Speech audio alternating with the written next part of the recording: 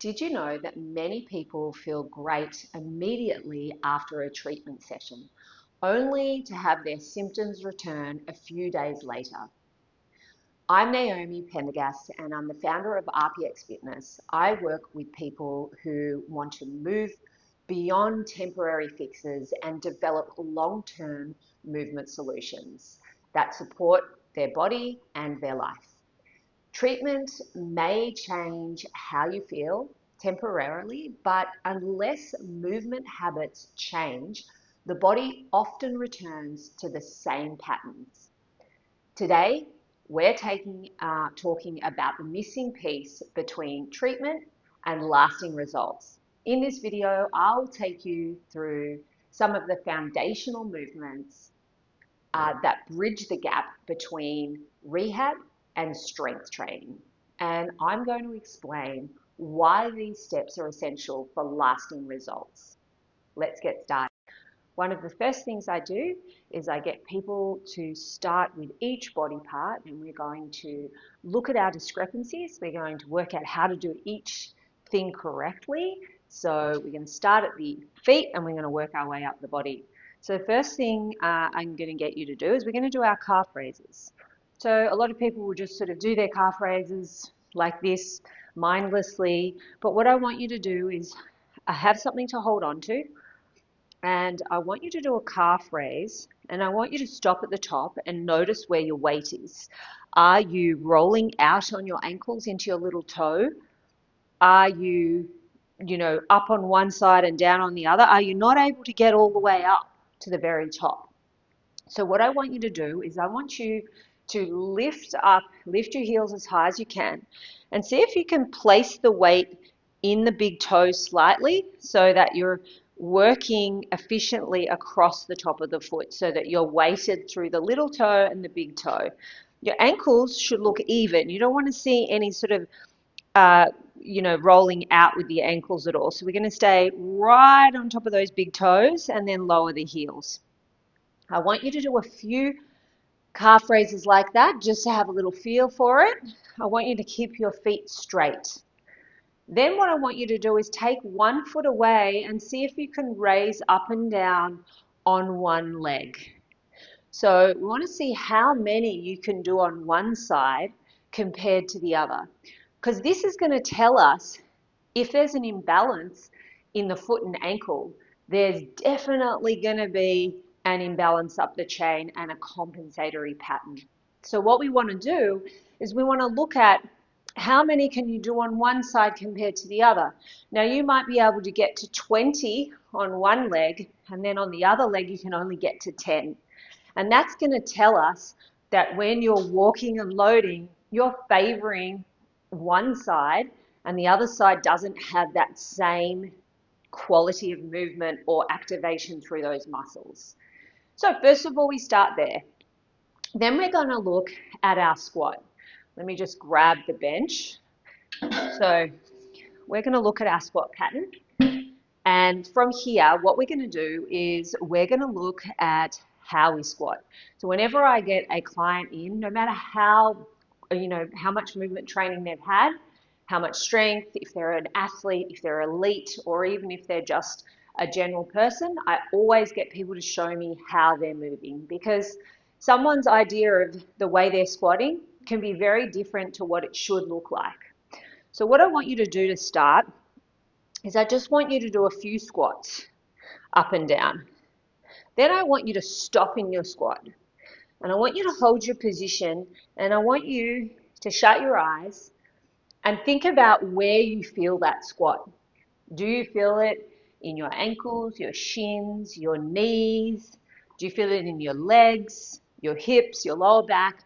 Try to think about where you're feeling that squat.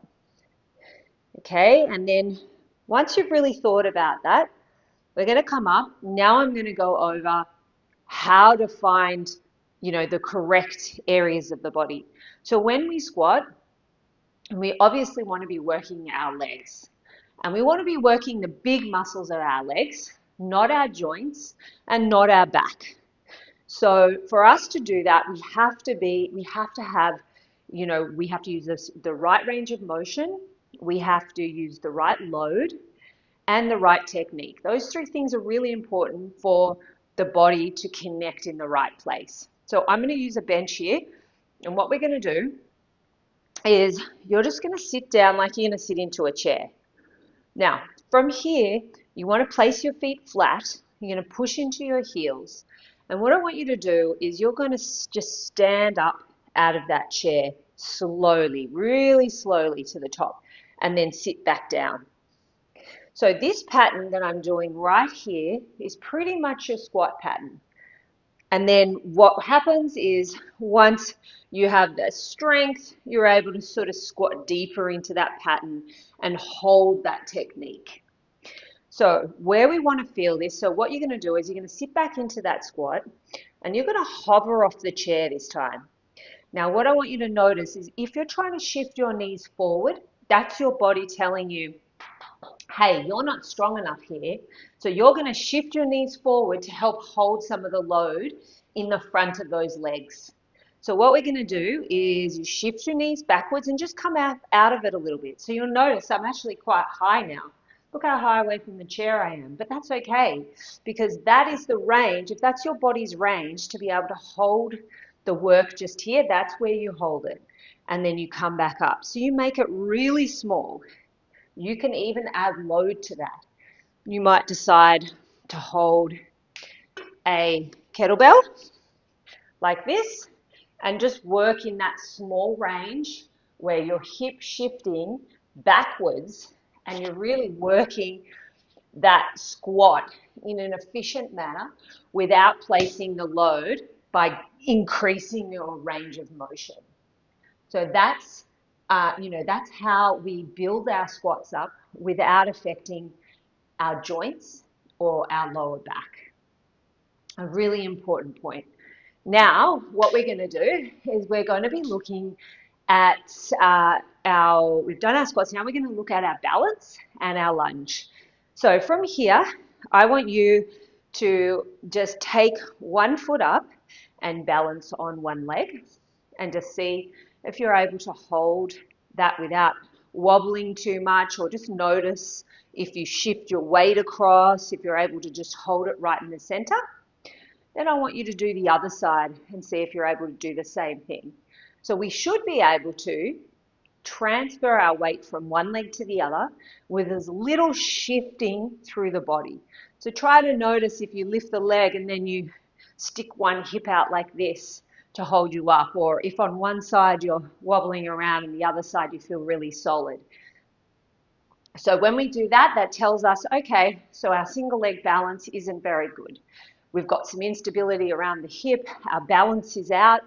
That's something that is really important for us to know, because if your balance isn't great on your single leg stance, then that means that when you go loading the body with weight, your body is going to compensate for that lack of stability. So you might say to yourself, I'm going to spend some time building my balance and building some, single leg balance work. You might even hold a weight and do single leg balance work. You can stand on a Bosu ball and do some balance work and build it up that way, and then start to do some loading. So these are ways for you to identify where your compensation is happening. Now we're going to take our lunge position where we've got 1 foot forward, 1 foot back. Now, what I want you to do here is just do a few lunges, and I want you to just, again, we're going to go up and down. You're going to think about where you feel the work. Try to notice, are you feeling it in your back knee? Are you feeling it in your hips anywhere? Are you feeling it too in the front of that front leg? Are you feeling it in your front knee? Really think about it. Okay, now that you've got that, we're going to pause in this position. I'm first of all going to get you to put one hand on the front, one on your back, and you're just going to play with this position. Bring your torso up really high. And notice when you do that, how you can start to feel weight here and here. So now I've shifted my center of gravity backwards, and by doing that, I've placed the weight in the front of both my legs. Now what I'm going to do is take my center of gravity and shift it forward over my front leg. So now my center of gravity is going this way. Now that I've done this, I can feel that there's less weight in that back leg.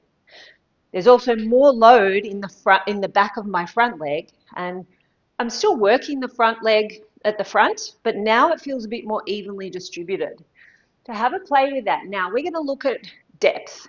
So remember, the lower we go, the more load is going through the body and the harder it is for the muscles to stay connected.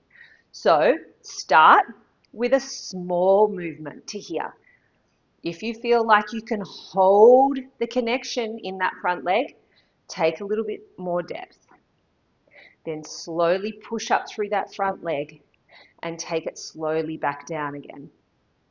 See if you can move through either a small range, just up and down, or going for a bigger range.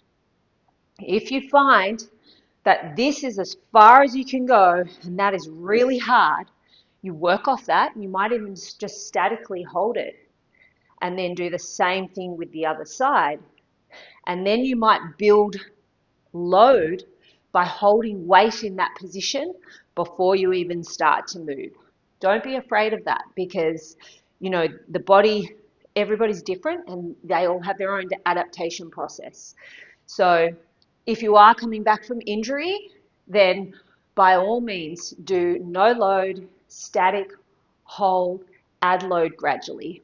As soon as the body feels like it's being overloaded, it's just going to go straight back to any sort of patterns that it had in the past that weren't serving you.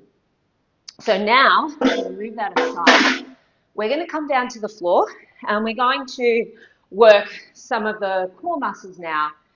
Not so much to work them, but more to look at how your core is communicating between your legs and your upper body. So we come down onto all fours, and this is a really common exercise, the bird dog, where we take one opposite arm and leg straight out like this. So what I'm going to get you to do is, first of all, we're going to go slowly. We're going to slide out the right leg and the left arm and hover them off the floor. You're going to hold that position and think about where you feel the work. I want you to think, okay, where do I feel this working? Do you feel it in your neck? Do you feel it in your back? Do you feel it in your leg, your wrists, shoulder, stomach? Think about where your body has taken that load. Then bring it back down. Now, we're going to do it again with a few key changes to it. The first one is you're going to slide your right foot out behind you without letting your hips shift to the left. So take note to see if they wanted to glide off to one side or if your whole body wanted to transfer. And I want you to center them again. So push that right hip out to the right. Keep the foot slightly hovered. You might find that the right arm takes a bit more load. Push out of the arm. Then you're going to take your left arm out. You can either bring it up or out to the side, depending on your shoulder flexibility there. And then just hold your position and see where you feel it now. You should feel like your core muscles have taken more load. You don't want to feel like the back is dipped, so make sure that there's no movement through the spine. Hold this position and just breathe.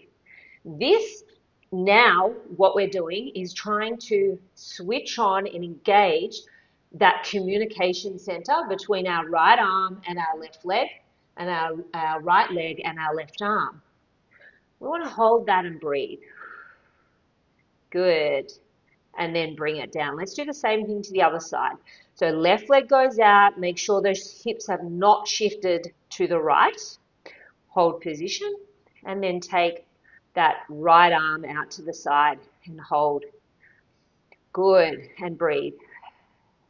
And again, see if this side is harder.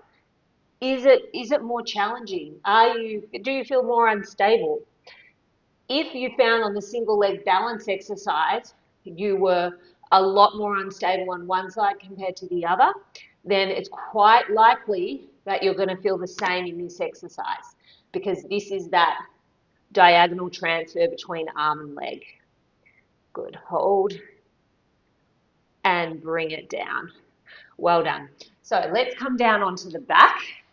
And what we're going to do now is we're going to do a teaser. Well, should I do the teaser? Yeah, we'll do the teaser. So with this one, it's a core exercise, but it's really about integrating the breath and the core. And as a lot of research has shown, when we integrate breathing with our core muscles, we stimulate better core engagement and core endurance. So with this exercise, we're going to start seated with the feet just off the ground. Then from here, you're just going to roll backwards onto your back. Then you're going to lift your head and roll back up, breathing and without touching your feet on the floor. Then you breathe again and you roll back down. Now, you're trying not to use your legs too much here. So the goal is for you to be able to roll up without using your legs or your arms to pull you up. You hold at the top. You're trying to maintain a curl through the back as you hold this position and breathe. Trying to take nice inhales and exhales through the nose and then roll back down. You want to make sure you're not holding your breath at any point. And you breathe out and you hold. Good. And breathe. And back down. Try to notice if you want to tense your belly, because if you do, then that means you're trying to engage those superficial muscles. And what we want is to really find that the depth in the belly here. Draw it in. Try to really inhale and use that diaphragm during this movement. And then exhale, roll down. Good. One more. And roll up. Try to notice if you can stay relaxed in this movement.